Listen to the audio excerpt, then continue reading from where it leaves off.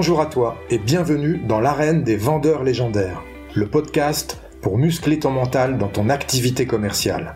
Je suis Marc Robert, fondateur d'Optimus Academy, accompagnement de la performance commerciale.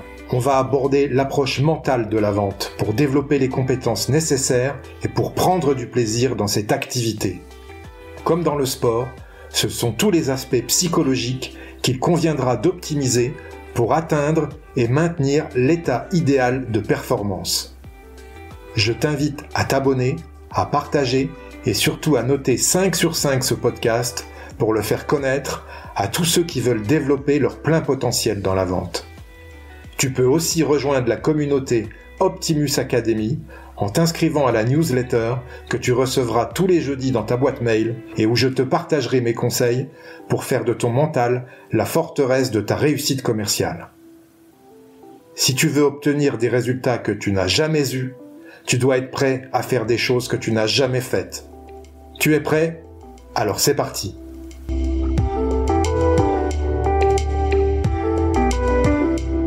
Aujourd'hui, pour le 19e épisode du podcast L'arène des vendeurs légendaires, j'ai le plaisir de recevoir Mathieu Bernard, Growth Marketer chez Iconoclast.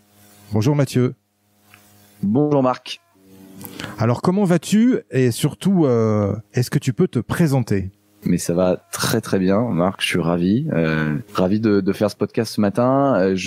Moi pour me présenter, je suis Mathieu Bernard, en fait je suis juste un gars de 32 ans qui essaie de cheminer vers la version la plus aboutie de lui-même, avec beaucoup d'erreurs et quelques réussites. Par exemple, moi à la base, mon kiff c'était vraiment le sport et l'extérieur, et je m'étais promis quand j'étais petit de ne jamais travailler assis à un bureau. Et je me suis retrouvé à faire une classe préparatoire, une école de commerce, et puis ça fait plus de 10 ans que je fais de la vente en ligne, du growth et du marketing. Dans des grands groupes, dans des plus petites boîtes, assis à un bureau. Donc je suis passé chez Unilever, chez LVMH, plus dernièrement ensuite dans pas mal de startups. J'ai été aussi un peu freelance. Et mon dernier poste c'est Chief Marketing Officer chez Iconoclast, qui est une école de vente. Donc même si j'ai plutôt un profil de marketeur, la vente m'a suivi dans toute ma courte carrière jusque-là. Ça a toujours été un fil rouge, puisque j'ai démarré ma toute première expérience, c'était commercial de terrain à la SACEM, c'était en 2010, et ensuite j'ai fait de la vente en ligne, donc moi plutôt un profil de vendeur B2C. En B2C, en fait, on différencie pas trop un vendeur de marketeur. Et j'ai re-switché dernièrement dans le monde de la vente B2B chez Iconoclast, où on forme des business développeurs pour tout l'écosystème. En 4 mois. D'accord. Et donc, chez Iconoclast, tu es Growth Marketer. Quelle est ta mission? Précisément mon poste, même si ça veut tout et rien dire, ça dépend de la boîte, c'est CMO, Chief Marketing Officer. Et en fait, dans une petite boîte comme Iconoclast, qui est encore petite, Iconoclast, ça a même pas 3 ans. Donc moi, je suis arrivé tout au début. Dans une boîte comme Iconoclast, le Chief Marketing Officer, il fait surtout de la croissance. Donc c'est pour ça que moi, c'était parfait mon profil, parce que je fais du growth marketing. J'étais spécialisé dans le B2C, et nous, Iconoclast, il fallait qu'on aille chercher des élèves, des potentiels élèves. Et donc moi, mon métier, depuis 2 ans et demi, ça a été de faire croître le business et la marque. Et donc pour faire croître le business d'Iconoclast, on vend de la formation. Le but, c'était d'aller chercher des gens qui voulaient changer de vie et passer de hôtesse de l'air, kinésithérapeute, professeur de sport à business développeur. Et ce qui est intéressant dans cette dynamique de croissance, même si on est une boîte B2C, en fait, on vend des formations qui sont des transformations de vie. Ça dure 4 mois, ça coûte 5 000 € et les gens sortent dans un tout nouveau métier. Donc en fait, on fait du B2C avec quand même beaucoup de process B2B, parce que c'est de la vente en one-to-one mais assez longue et qui implique un gros changement pour les gens, et donc une réflexion plutôt longue.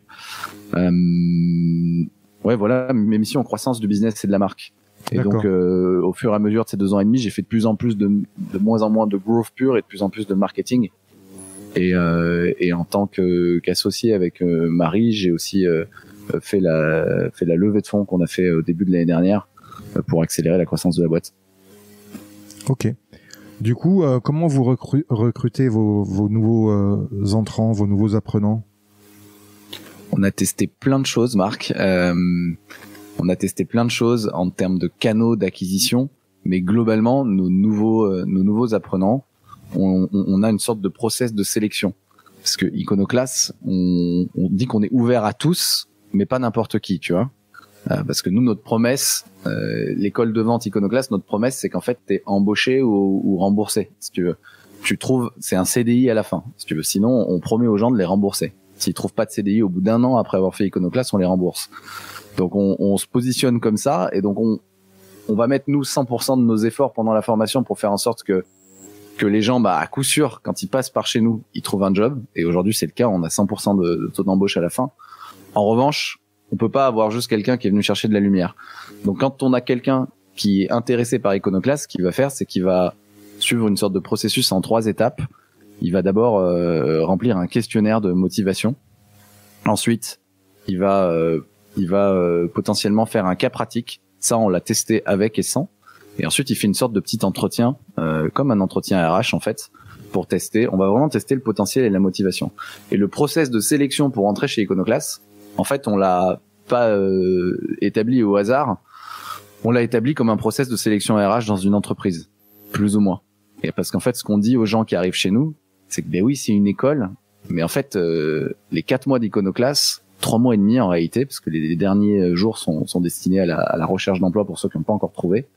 C'est comme une période d'essai. Quand ils arrivent chez Icono, ils sont sales en période d'essai. Et nous, notre promesse aux entreprises, et c'est pour ça qu'il y a beaucoup de boîtes qui viennent recruter chez nous, c'est qu'ils vont être opérationnels dès le jour 1. Donc en fait, le process de sélection Iconoclast, c'est comme un process RH. Ils arrivent en période d'essai chez Iconoclast, ils ressortent, ils ont déjà fait 3000 calls, 3000 appels, 700 rendez-vous, 700 calls, une centaine de rendez-vous, et ils ont déjà closé des vrais clients pour toutes nos boîtes partenaires qui interviennent chez nous. Wow, le rêve. C'est toute la formation, cool. Ouais, c'est toute la formation des commerciaux qui devrait être comme ça, c'est dingue. C'est une formation pratico-pratique, quoi. C'est top. Ouais, c'est vraiment 20% de théorie, 80% de pratique. Nous, c'est ce qu'on dit chez Iconoclast, parce que la philosophie qu'on a, et en tout cas que moi je partage de la vente, c'est que la vente, c'est un peu comme le poker. Je crois qu'on pourrait dire pour le poker, mais aussi pour les échecs, pour pas mal de choses. Pour l'exemple, c'est qu'il faut 5 minutes pour apprendre les règles, en tout cas au poker, et toute une vie pour devenir bon. Tu vois? Et la vente, à une autre échelle, bien sûr, il y a quand même un aspect où les règles et la technique, parce que c'est un métier technique, s'apprend, il faut l'apprendre.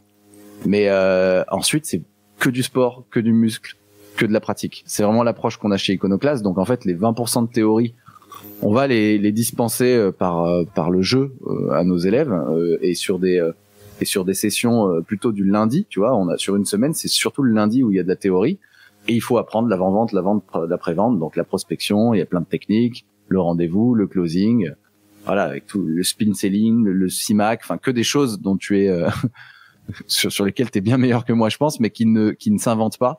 Et ensuite, c'est 80% de pratique.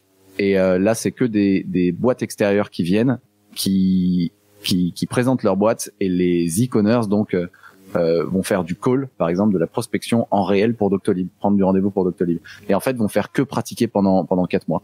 Et là, je pense qu'il y a un vrai parallèle avec le sport. Nous, on essaie de faire en termes d'état d'esprit et en termes de pratique, c'est qu'il faut se muscler, quoi. Il faut installer des routines, des rituels. Et en fait, au cours des 4 mois, nos apprentis sales vont apprendre la théorie, bien sûr, et ensuite, après, ils vont apprendre leur manière de faire. Nous, on va plutôt les expliquer les accompagner, sur qu'est-ce qu'il faut faire, comment mettre en place des rituels. Puis ensuite, ils vont chacun trouver leur truc, tu vois. Toi-même, tu sais qu'il n'y a pas une manière de closer un client, il n'y a pas une manière de dire bonjour.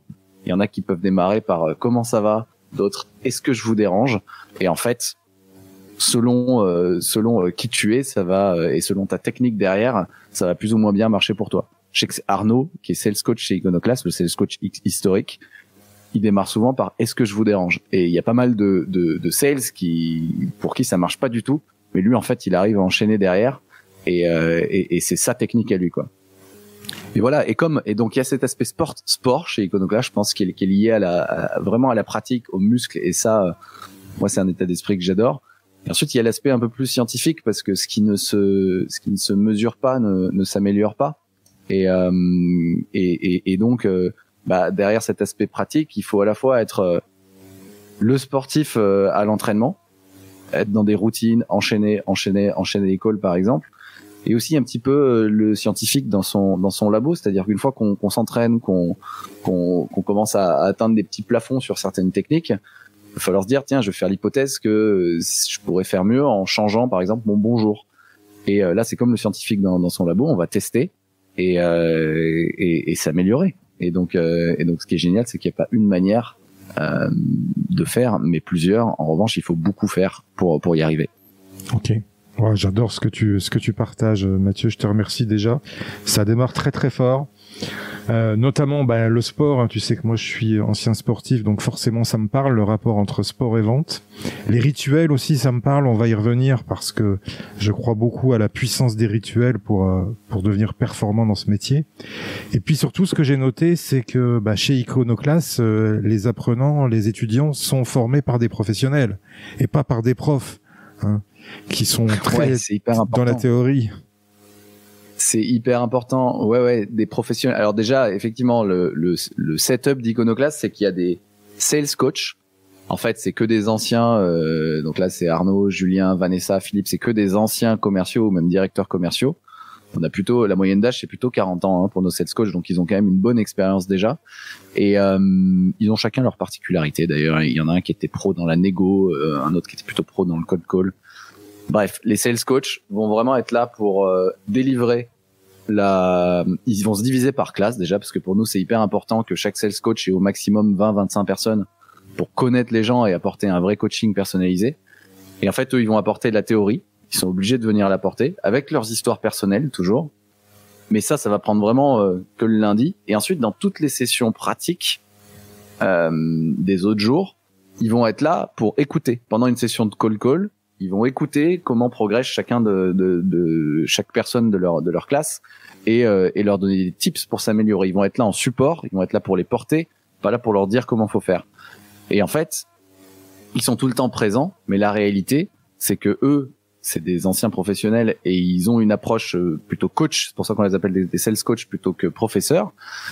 Mais surtout le reste de la semaine, une semaine type, il y a dès le mardi un intervenant qui est un professionnel dans l'entreprise qui va venir, par exemple le directeur des ventes de Doctolib, pour reprendre l'exemple, qui va donner le matin les grandes comment Doctolib ça marche et en fait comment ils font de la vente chez Doctolib, quels sont les différents métiers et en fait pour la prospection, s'ils sont dans la période de prospection du programme, comment Doctolib prospecte, et l'après-midi ils vont tous prospecter pour Doctolib, pour de vrai. Ils vont prospecter, ils vont téléphoner à des médecins pour les référencer sur la plateforme, par exemple.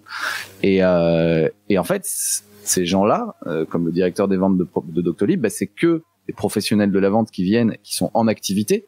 Donc c'est super, ça donne des aspects très concrets de comment se passe la vente dans différentes entreprises, parce que c'est jamais structuré pareil, c'est toujours différent en termes d'état d'esprit, en termes de structuration, en termes de méthode, et même parfois en termes de manière d'incentiver les sales.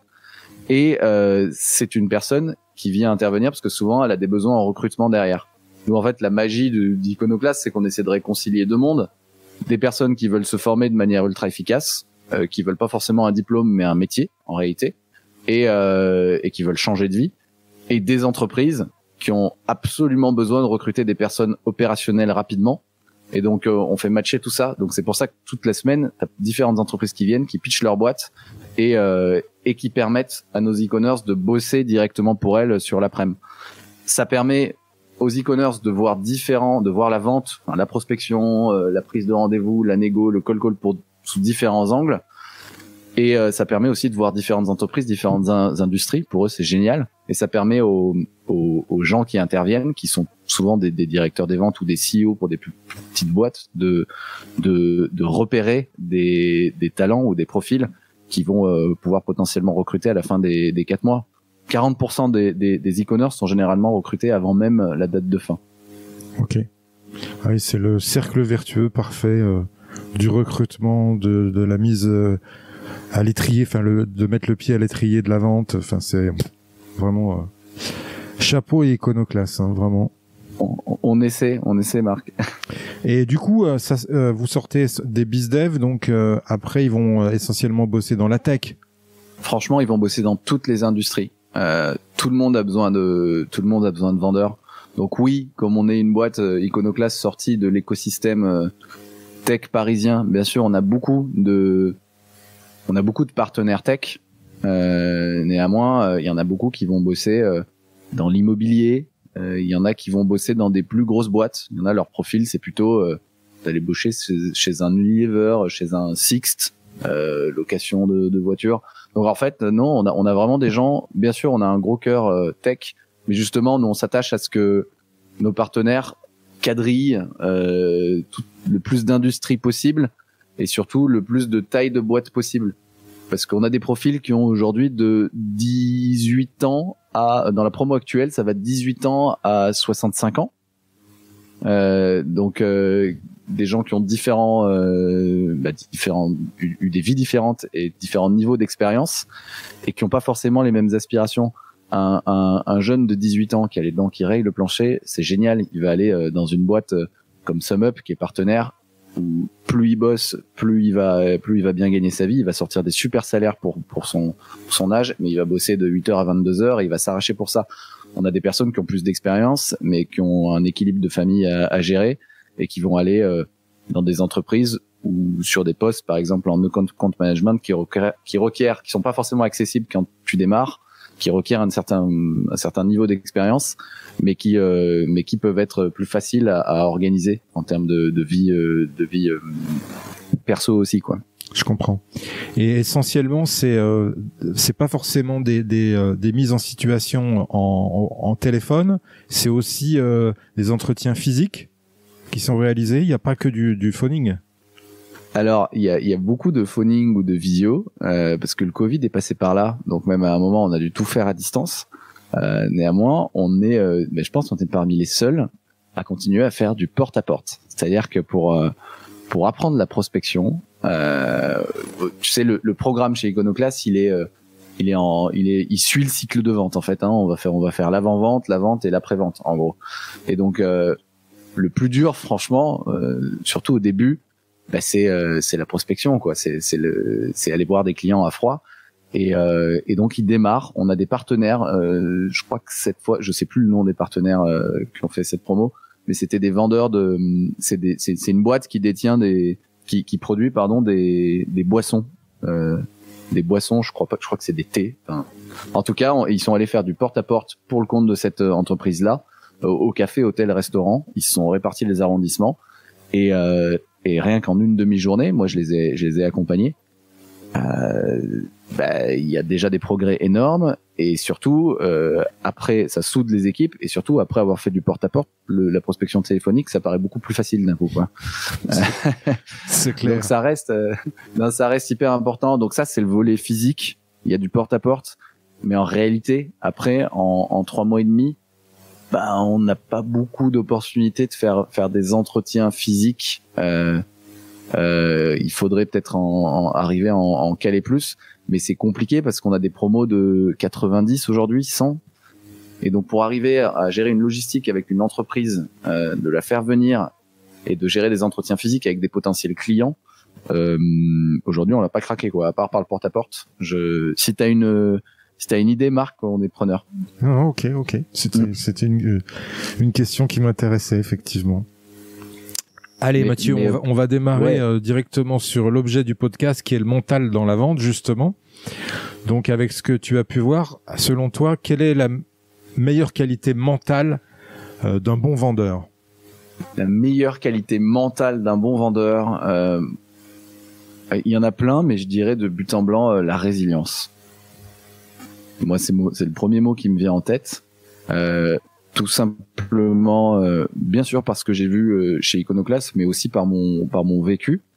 Des expériences qui m'ont marqué, c'est que j'ai fait 2 expériences commerciales et en fait c'était mes premières. Pendant que j'étais étudiant en 2010, j'ai d'abord fait un peu de prospection téléphonique pour le compte d'un site qui référençait des gîtes et chambres d'hôtes, qui voulait concurrencer Gîtes de France, qui a pas émergé d'ailleurs, ça s'appelait jto.com, et ça me faisait 10 euros par heure, super petit job étudiant. C'était surtout super dur, et là j'ai vu que la difficulté après 10 appels, 15 appels à se prendre des noms ou soit même pas de décrocher, soit des noms, ça devenait très très dur, et qu'il suffisait d'un appel. Parfois au bout d'une heure, c'était à la 45e minute qu'il y avait enfin quelqu'un qui décrochait et qui disait bah ok, je suis chaud. Il suffisait d'un appel pour relancer la machine. Et donc ne jamais, enfin ça m'a montré que c'était juste statistique et complètement hasardeux. Ça dépendait aussi de mon énergie, je pense, mais en tout cas moi qui étais pas bon, qui avait aucun niveau, c'était quand même au hasard, ça pouvait arriver au bout de 10 minutes comme 45 minutes, et faut rien lâcher quoi. Et ensuite j'ai été commercial de terrain pour la SACEM, donc c'est la Société des auteurs, compositeurs, éditeurs de musique, qui collecte les droits à tous les diffuseurs de musique en France, et j'ai été 2 mois sur la zone Drôme-Ardèche. Donc là j'ai une petite histoire parce que j'étais tout seul dans donc c'était l'été, il faisait 40 degrés, j'étais dans une petite Citroën C1 non climatisée. J'étais responsable de la zone Drôme-Ardèche et je devais aller faire les cafés, hôtels, restaurants pour aller signer des contrats à tous ceux qui diffusaient de la musique. Et alors déjà parfois on n'est pas super bien accueillis, et en plus on était en période de crise pour ce milieu-là, donc c'était assez compliqué pour eux de payer une redevance musicale. Donc le métier c'était d'aller au contact, d'expliquer et de signer des contrats quoi. Et il y a une petite histoire qui m'a marqué à l'époque, c'est que j'étais dans la Drôme, dans le Royan, dans le Vercors. J'étais à Saint-Eulalie en Royan, et je suis allé toquer à la porte d'un tatoueur bar kebab. Et donc ça a pas raté, il m'a vu arriver avec mon ordi, il m'a dit en fait dégage, sinon je te casse ton ordi sur la tête quoi. Et donc ça démarrait mal, et ça m'a un peu choqué sur le coup, mais j'avais déjà vécu, c'était dans le 2e mois, j'avais déjà vécu quelques rencontres houleuses, et donc je lui ai dit écoutez, je comprends, en revanche je vais juste m'arrêter, prendre un café, prendre une pause. J'ai besoin d'une pause, et si vous avez 5 minutes, je peux vous expliquer ce qu'il en est, parce que moi je suis juste de passage, et si je peux aider, je le ferai. Je sais bien que je ferai rien avec vous. Et ce qui s'est passé, c'est que j'ai pris un café tranquillement et que j'ai discuté avec le gars, qui était en fait plutôt sympa, et qui m'a raconté qu'il était dans une passe difficile comme beaucoup de restaurants à ce moment-là. Et je lui ai expliqué un peu ce que je faisais, je lui ai expliqué les principes de la tarification de la SACEM, parce que lui s'était juste arrêté à des charlatans. Et en lui expliquant, en lui montrant les tarifs, et surtout en lui montrant que je pouvais aussi faire quelque chose de sympa, de l'arranger, qui lui permettrait d'être dans la légalité tout en étant plutôt avantageux pour lui. Mais j'ai fini par signer un contrat, et il m'a payé le café. Et donc ça, c'est un peu ma belle histoire de cette expérience de commercial de terrain, c'est que c'est un métier physique. Alors en tout cas, encore plus sur le terrain, mais même téléphoner. Le commercial en général, je sais que c'est un métier ultra physique, ça je l'ai vécu. C'est un métier qui est parfois solitaire. J'ai beaucoup souffert de la solitude, et donc il faut avoir le mental quoi, de rien lâcher. Et cette histoire, moi, ce que je retiens, c'est qu'en fait, il y a une résilience physique, mais il y a aussi une résilience dans le fait de comprendre que c'est un métier de relation. En fait, c'est que de la relation, le métier de commercial, et la relation, elle va se construire parfois dans le temps, parfois dans la douleur. Mais au final, j'en suis sorti avec une relation et un contrat. C'était super, mais déjà le fait d'en sortir avec une relation qui s'est créée, c'est hyper important, parce que la vente peut prendre du temps ensuite. Et donc voilà, derrière résilience, c'était la petite histoire pour montrer que derrière résilience, je mets l'aspect physique, parfois solitaire, qui est le fait de se prendre des noms, qui peut être très très dur, et l'aspect ça prend du temps, et donc à la fin on est dans un métier de relation, et ce qui compte finalement c'est de créer la relation. Et le contrat pourra souvent venir plus tard que ce qu'on pense, mais pourra toujours venir d'une relation saine, et rarement d'une relation compliquée quoi. Ok, excellent. Très belle anecdote. Mathieu, prochaine question. Si tu devais résumer la vente en un verbe, quel serait-il ? Moi, je dirais échanger. Échanger, parce que derrière une vente, il y a un échange. d'abord un échange souvent verbal, il y a une discussion, on entre en relation, et ensuite il y a un échange de valeurs.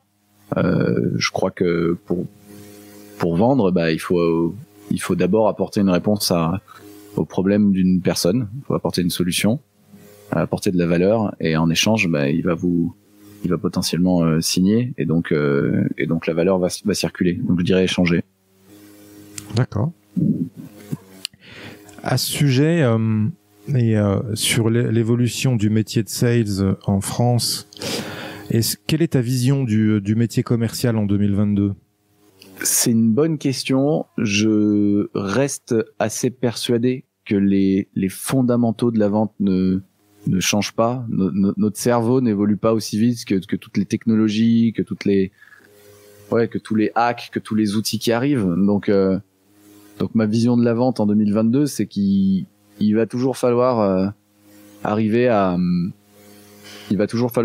créer des relations dans le temps. Souvent, c'est plus long que ce qu'on pense, encore une fois.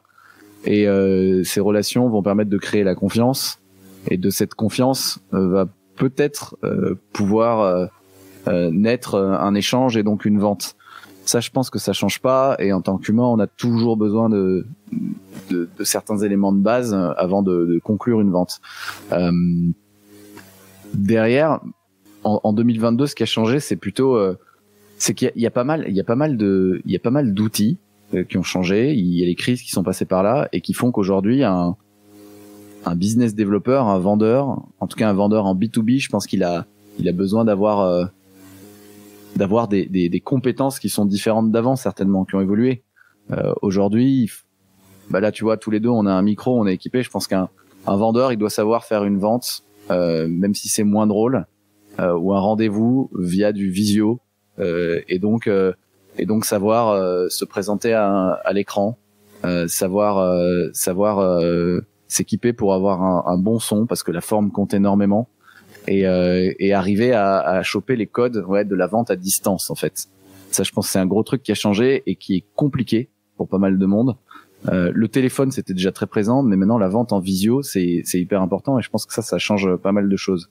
Le truc qui a changé aussi dans le métier du commercial, c'est que je pense qu'en 2022, on est tous la marque personnelle, en tout cas avec l'essor de LinkedIn, etc., est très importante.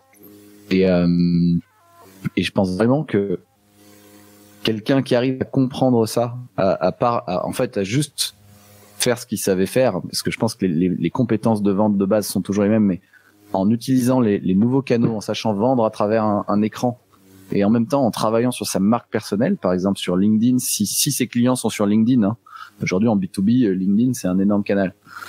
Je pense que travailler sa marque personnelle dans le temps et arriver à produire de la valeur, à engager son audience, c'est une compétence qui est super importante aujourd'hui pour un vendeur. On est tous, en fait, on est dans l'autoproduction en permanence, et là il y a un parallèle avec le marketing. Je pense que le business développeur d'aujourd'hui, heureusement ou malheureusement pour lui, il doit avoir intégré quelques compétences de marketeur ou de growth marketer. Il doit savoir s'autoproduire, en fait. Et s'autoproduire, ça veut dire que il a sa marque qui est comme un peu son petit avatar, qui est une version réduite de lui-même, ultra simplifiée sur LinkedIn. Il choisit ce qu'il montre. Et pour engager les gens et pour créer de la confiance auprès d'une certaine audience, auprès de certains clients, il va constamment devoir trouver sa manière à lui de donner de la valeur, d'interagir pour construire des relations. Et ça, c'est en plein essor. Et il va devoir peut-être passer dans des podcasts, tu vois, comme on fait aujourd'hui. Il va parler dans des lives, et les communautés se sont digitalisées, quoi. Là où avant, je pense qu'il y avait beaucoup de communautés très très physiques. Aujourd'hui, il faut savoir faire ça à travers un écran.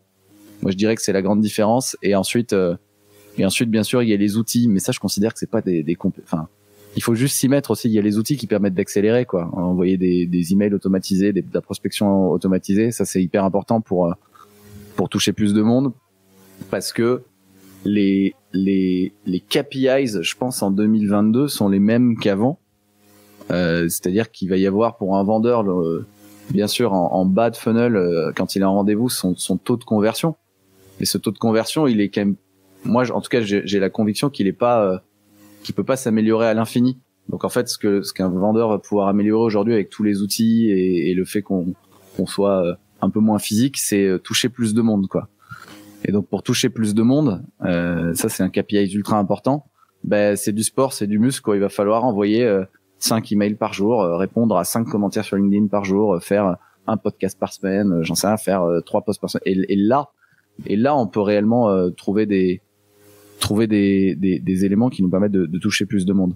Mais je crois vraiment du coup qu'en 2022, en fait, la vente B2B, en fait, le métier devient de plus en plus complet et du coup qu'un vendeur B2B, il doit avoir des compétences de growth marketer dans la plupart des cas. Hein.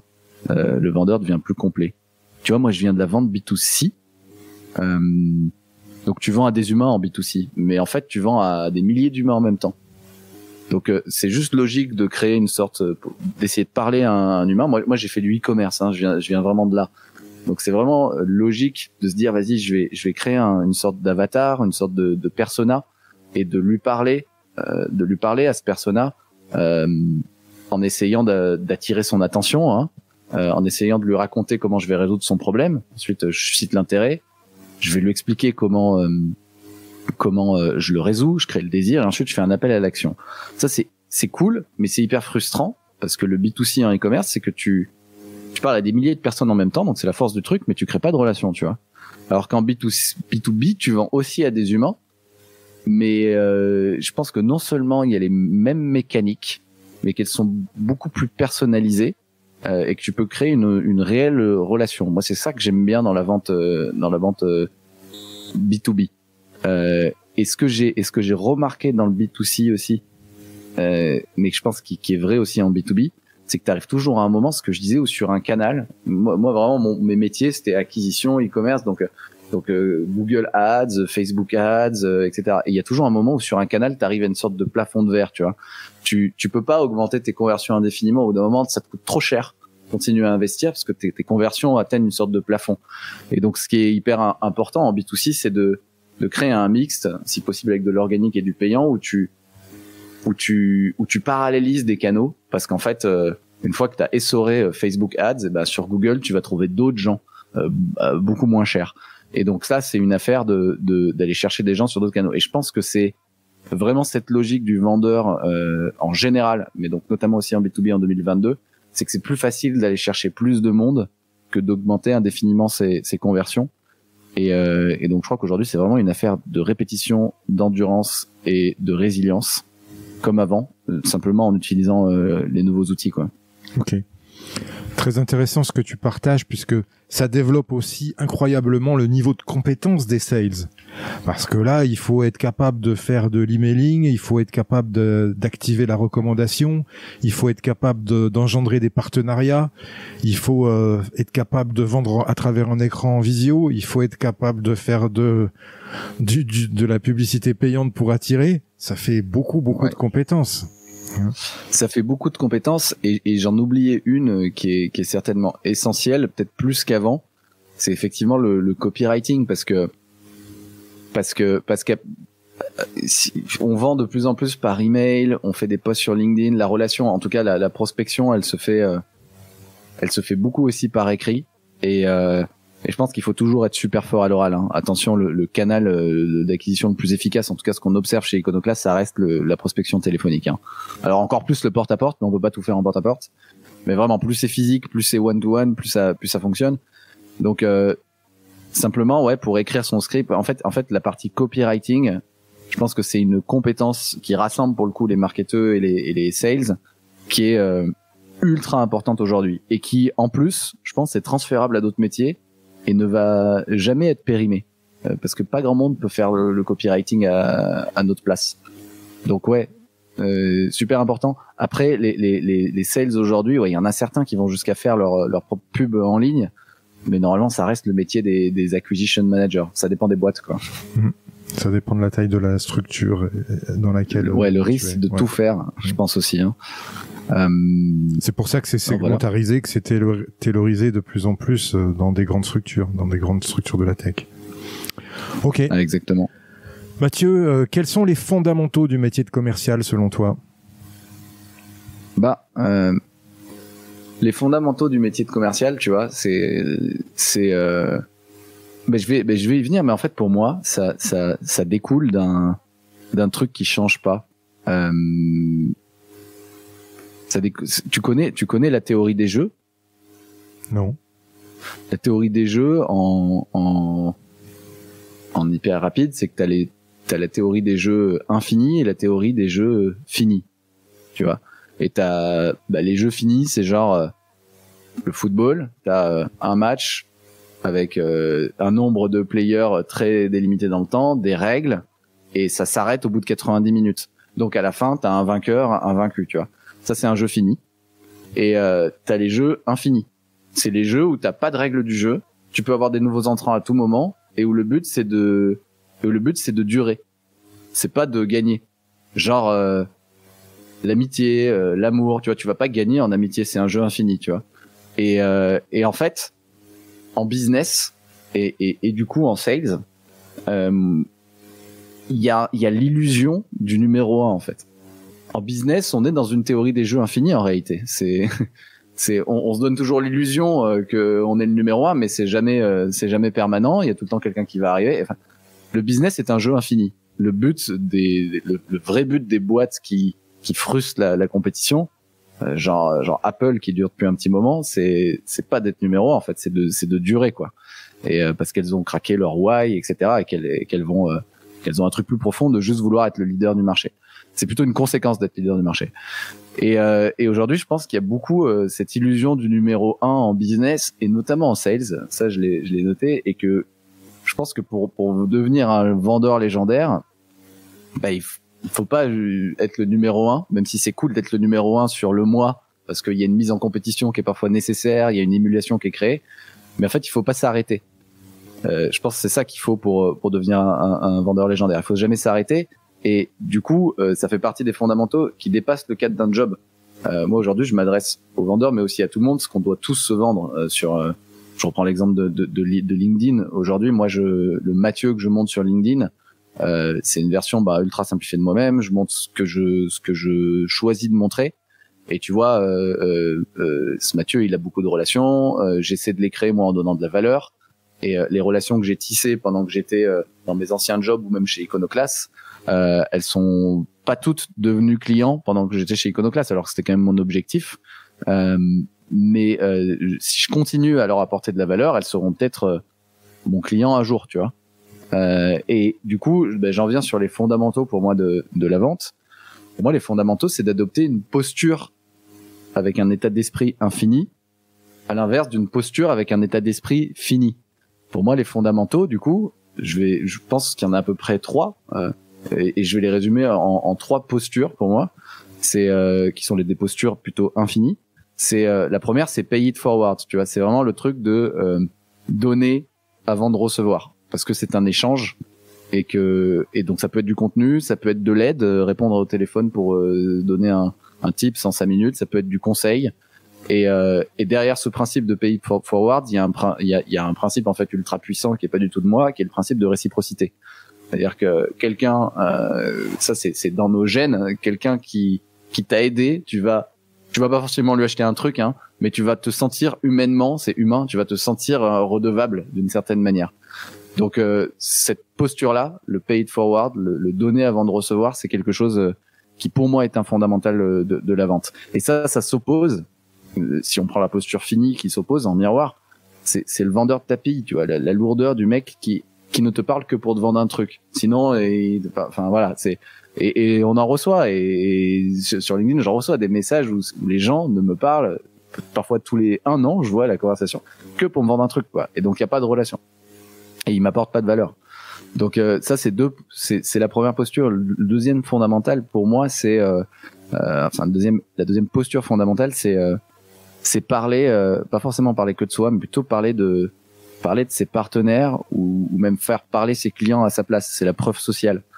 Je pense et ça découle en fait, hein, toutes ces postures sont liées. Je pense que c'est beaucoup plus puissant de faire parler, de mettre en avant des gens qui sont potentiellement des partenaires ou des clients, ou de s'associer à des gens, de pas être tout seul en vrai, et voire même de faire parler ses clients à sa place. Et donc ce principe de preuve sociale, il s'oppose au vendeur qui dirait que moi, et qui parlerait tout seul, qui donnerait jamais la parole aux autres, qui parlerait que de lui. Dernière posture infinie, qui est pour moi un autre fondamental de la vente, c'est je disais qu'il faut jamais s'arrêter. En fait, faut nourrir le lien quotidiennement. Donc ça peut être des réponses sur LinkedIn, commenter les posts de gens proches de nous sur LinkedIn, je reste sur LinkedIn, ajouter des gens à son réseau tous les jours qui peuvent être des potentiels clients. Ne pas attendre d'être en galère pour en fait construire son réseau tous les jours. Même si ça sert à rien le jour J, j'ajoute. Moi, j'étais CMO, je vais ajouter 5 autres marketeurs, voilà, ou j'ajoute des head of sales parce qu'en fait, ils sont dans ma cible.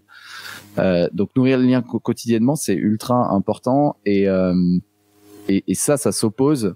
Et donc, ça veut dire répondre, hein, ça veut dire investir aussi un peu du temps pour interagir. Et ça s'oppose à une posture un peu finie du mec qui est busy tout le temps. En fait, ce mec qui est busy tout le temps, c'est celui qui te parle que pour te vendre un truc au moment où il doit te vendre un truc, tu vois. Donc voilà, moi je dirais principe de réciprocité, vraiment important. Faire parler les gens à sa place, faire vendre les gens à sa place. Ça c'est le truc le plus fort, c'est la preuve sociale et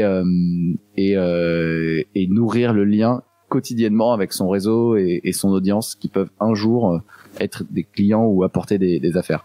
Parce que la vente c'est toujours plus long que ce qu'on croit. Ok. Une excellente valeur partagée. Cette théorie des jeux finis et des jeux infinis. Je connaissais aussi, Georges Devine dans le podcast dans l'épisode 11 nous avait expliqué aussi la différence entre le vendeur qui vise la fin du mois et celui qui vise la fin des temps. Eh ben c'est ça, c'est exactement ça. Je vais réécouter cet épisode, Marc. Quelles sont tes valeurs ? Théorie des jeux finis, infinis, juste pour donner la référence pour ceux qui s'intéressent, c'est Simon Sinek qui en parle très bien. D'accord, Simon Sinek. Il a un livre qui s'appelle The Infinite Game, qui est super. Et il fait aussi d'ailleurs, il y a aussi des conférences sur YouTube pour ceux qui ont pas envie de lire, qui résument sa pensée, il s'exprime pas mal sur des TED Talks, etc. Alors, je connaissais pas ce livre, je connaissais forcément le pourquoi de Simon Sinek, mais pas celui-ci. Et tu as aussi Carol Dweck qui oppose le growth mindset du fixed mindset, si ça te parle. Ok. Voilà. Ok, je connaissais pas, je vais regarder.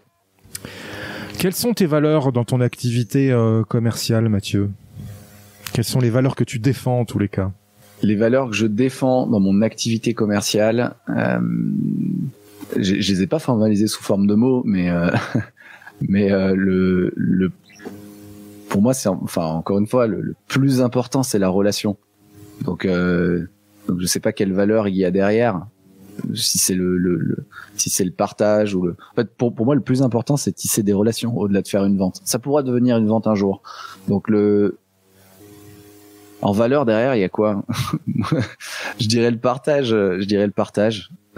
Ça doit correspondre. Il doit y avoir un mot mieux que ça. Mais en tout cas ce qui est derrière la valeur qui est derrière le fait de créer des relations.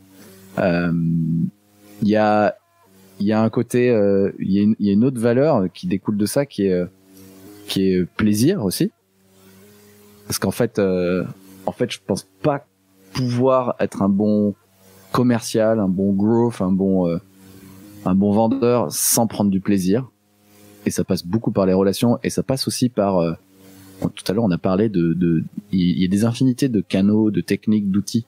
Je pense que ça passe par le fait de trouver ses points forts et d'essayer d'aller travailler à l'intersection en tout cas pour moi, de mes points forts et des canaux qui existent. Par exemple, j'aime bien là faire un podcast avec toi, c'est un truc qui m'apporte du plaisir, tu vois. Pour certains, ça pourrait être écrire un article. Enfin voilà. Donc hyper important la dimension plaisir et je pense que ça se ressent dans les relations. Et dernière valeur, j'en ai parlé tout à l'heure, c'est la résilience quoi. De jamais rien lâcher quoi. C'est les effets composés, tu vois. Les petites rituels, les petites routines que tu fais tous les jours qui sont je crois qu'il y a le chiffre des effets composés, c'est si t'es 1% meilleur chaque jour, en fait en un an t'es 37 fois meilleur. C'est énorme la puissance du truc. Donc jamais rien lâcher. C'est ça, ok. Justement, enfin, on va faire un petit focus sur l'énergie pour performer. Ça fait sens avec le jamais rien lâcher. Est-ce que tu as des astuces ou est-ce que chez Iconoclast vous avez des astuces pour gérer l'énergie, parce que c'est un métier qui consomme énormément d'énergie, le métier de sales. Est-ce que vous développez des choses particulières à ce niveau-là? Oui, oui. Chez Iconoclast, en fait, très concrètement, en fait, il y a un volet du programme qui est développement personnel. Donc, il y a des intervenants qui viennent, qui sont des coachs en développement personnel, sous la direction de Mathieu Thomé, qui est directeur du programme de développement personnel. Et il y a par exemple des cours d'auto-hypnose.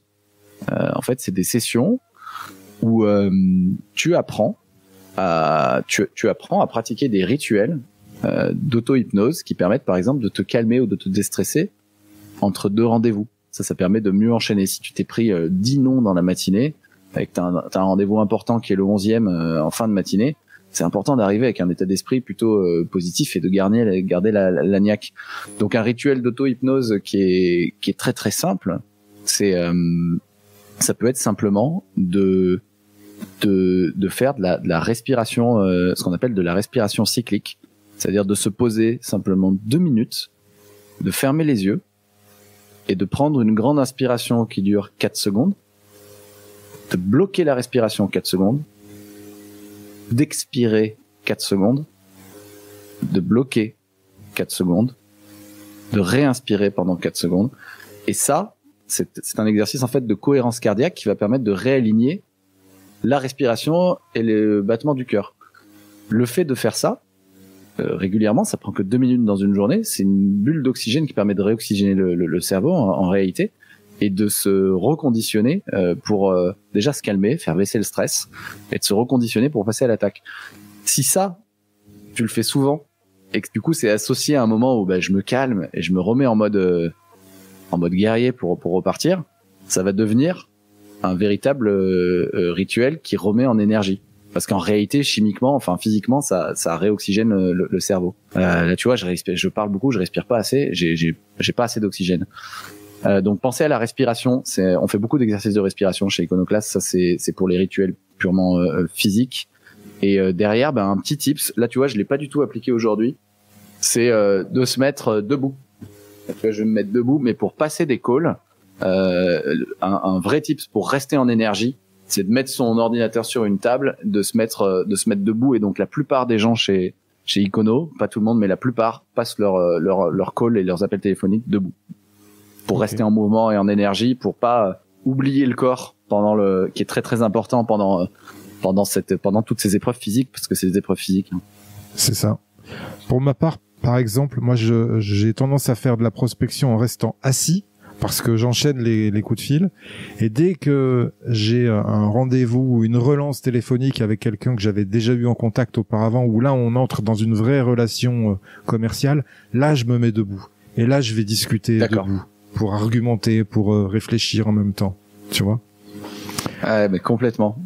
Moi c'est comme ça que les idées me viennent. Mais toi t'as d'autres tips, Marc? Ouais, je pratique beaucoup la cohérence cardiaque également, qui fait bien descendre le niveau de cortisol. Je fais de la méditation aussi régulièrement. Ok. Voilà, grosso modo, ça permet de gérer surtout les émotions et de laisser les émotions à l'entrée de chez son prospect. Hein, j'aime bien l'idée de déverser son flot d'émotions sur le paillasson de son prospect pour rentrer neutre en rendez-vous ou neutre en relation téléphonique, par exemple. Ouais, complètement. Quel est le meilleur conseil qu'on t'ait donné, Mathieu, dans ta carrière commerciale? Un conseil qui est pas du tout évident, c'est de garder de jamais se mettre plus bas que son interlocuteur. Le commerce, enfin les échanges et la vente, c'est quand même beaucoup une histoire de posture. Et en fait, si tu te retrouves en posture basse, hein, tu le sais, t'as beaucoup moins de chances de faire une vente. Et c'est extrêmement difficile à mettre en place. Mais rien que le fait de le garder en tête, en fait, je suis une personne quelque part j'ai quelque chose à vendre, mais en fait j'ai un service à donner et en face c'est potentiellement un client, mais si ça ne matche pas, c'est juste un échange entre deux personnes qui a pas abouti. C'est hyper important. De sortir de la posture basse. Je pense que en tant que jeune commercial, en tout cas moi ça a été mon cas sur mes toutes premières expériences, c'est très difficile de garder. Il y a les différences d'âge souvent, c'est très difficile de garder de sortir de la posture basse. On s'y met de manière. Moi je m'y mettais de manière un peu automatique. Et en fait pour ça, il y a quelques tips, notamment garder en tête, respirer, etc. Et notamment une question qui est. Alors ça marche pour les gens qui pour vraiment par exemple un rendez-vous de vente. Il y a une question qui peut être cool d'essayer de poser au début du rendez-vous. C'est poser la question au client, qu'est-ce qui fait que vous avez accepté ce rendez-vous avec moi? Et en fait, faites poser cette question assez rapidement, dès le début, ça met tout de suite le client en face, en posture d'expliquer, de donner plein d'infos. Et je trouve que ça remet l'échange à égalité. Voilà. Pour moi, c'est hyper important de garder cette posture-là. Et depuis, je l'ai relu dans un livre qui s'appelle, un livre sur l'intimidation. Je me souviens plus je te donnerai la référence. Je l'ai plus. Mais en tout cas, il y a une loi qui dit que le succès potentiel de ta vente est inversement proportionnel au degré auquel tu es intimidé par l'interlocuteur. Et je pense que c'est ça que ça veut dire, c'est essayer au maximum de garder une posture d'égal à égal. Et du coup, l'inverse est vrai, hein. Ne pas prendre une posture haute face à un client, quelqu'un qui se sent pas bien, qui se sent écrasé, va pas forcément vouloir faire du business. Donc ça, c'est un subtil équilibre. Génial. Et ça se joue dès le bonjour. Exactement. J'adore. Ça fait écho aux positions de vie en fait qui sont dans le process communication modèle entre le moins, le moins plus, le plus moins et le plus. Ouais. Rester vraiment dans le plus et ce qui donne forcément après des accords commerciaux qui sont gagnant-gagnant. Si tu te considères pas en dessous et si l'autre tu le considères pas au-dessus non plus forcément, l'accord commercial sera bon pour les deux parties. Exactement. Ok. On va parler organisation dans la vente, dans le métier de commercial, parce que avec tout ce qu'on a à faire, je pense qu'une bonne organisation est primordiale. Quelle est pour toi la bonne organisation commerciale? Pour moi, arriver à trouver un subtil équilibre entre rester maître de son emploi du temps et dégager des vrais moments de disponibilité pour ses prospects ou ses clients. Et pour moi, et je pense que ça dépend beaucoup des gens et aussi de ton rythme biologique, tu vois. Pour moi, qui suis plutôt productif le matin, je vais avoir des rituels le matin où j'essaie de me prendre aucun meeting. Moi, mon métier de marketeur, ça passe quand même beaucoup par l'écrit aussi. Donc, j'ai des moments de production le matin où j'écris, que j'essaie de protéger au maximum. Et ensuite, les moments où je suis plus social, où j'ai une énergie plus sociale, ça va être plutôt l'après-midi. Là, c'est des plages que je vais bloquer pour des réunions. Et pour moi, c'est aussi simple que ça. C'est arriver à je pense que quand même il est nécessaire pour pas se laisser déborder de prévoir ses semaines et de s'organiser à l'avance. Hein. On est obligé de faire ça pour pouvoir protéger ces moments de production, parce qu'on en a tous. Ça peut être des moments administratifs, des moments de production de contenu, et des moments d'échange et des moments sociaux. Donc moi, c'est plutôt matin production, après-midi social. Et ça se fait pas tout seul. Je me fais bouffer si je bloque pas mes pages dans l'agenda. Ça, c'est vraiment important. Et du coup, moi, j'ai trouvé d'autres solutions de planifier un petit peu mes semaines par bloc. De mon côté, je bosse en sprint, et donc je bosse en sprint de 2 semaines, et chaque semaine je planifie mon emploi du temps pour essayer de faire en sorte de délivrer ce que je dois délivrer, et je me fais un petit temps de 30-45 minutes pour planifier mon agenda de la semaine suivante. Même si tout n'est pas figé, je me bloque des plages. Ok. Important, effectivement, l'organisation. Je partage tout ça, fait ça. Je m'organise vous voyez, je suis d'accord. Je suis plus productif le matin aussi, plus en rendez-vous l'après-midi. Ça fonctionne mieux. J'ai pu le remarquer. Quel conseil donnerais-tu à ton ancien toi, jeune commercial? De respirer. Je respirais pas assez. Et du coup, c'est jamais bon d'arriver trop stressé dans un rendez-vous. C'est jamais bon parce que ça veut dire posture basse, ça veut dire manque d'écoute. Et je pense que respirer, en fait, c'est un double conseil. Ça permet de déstresser et ça permet aussi de faire un autre truc, c'est d'écouter, de se taire et d'écouter. Et voilà, moi j'avais tendance à trop rapidement entrer par stress, je pense, manque de respiration, entrer dans la discussion, trop vite pitcher, trop vite en arriver au fait en oubliant qu'en fait j'ai une bouche et deux oreilles et que ça c'est pour écouter 2 fois plus que parler. Donc respirer plus, enfin vraiment jamais oublier de respirer même pendant la conversation pour écouter 2 fois plus que ce que je ne parle. C'est le conseil que je me donnerai. Excellent. Quelle est ta punchline de vendeur légendaire? Je l'ai dit tout à l'heure, c'est une punchline qui peut fonctionner. La vente, c'est toujours plus long que ce qu'on croit. Ok. Donc c'est en rapport avec le fait de garder en tête une posture infinie. La résilience, la persévérance, l'infini, viser l'infini. Ok. Ouais. Écoute, on arrive à la fin de ce podcast. Mathieu, je te remercie beaucoup pour cet échange. Merci à toi, Marc.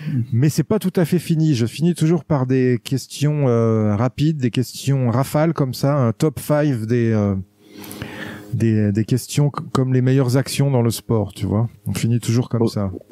Waouh, mais je me concentre alors. Une citation qui t'inspire ou qui peut inspirer les futurs vendeurs légendaires. Saute et le filet apparaîtra. Saute dans la relation, saute dans la vente.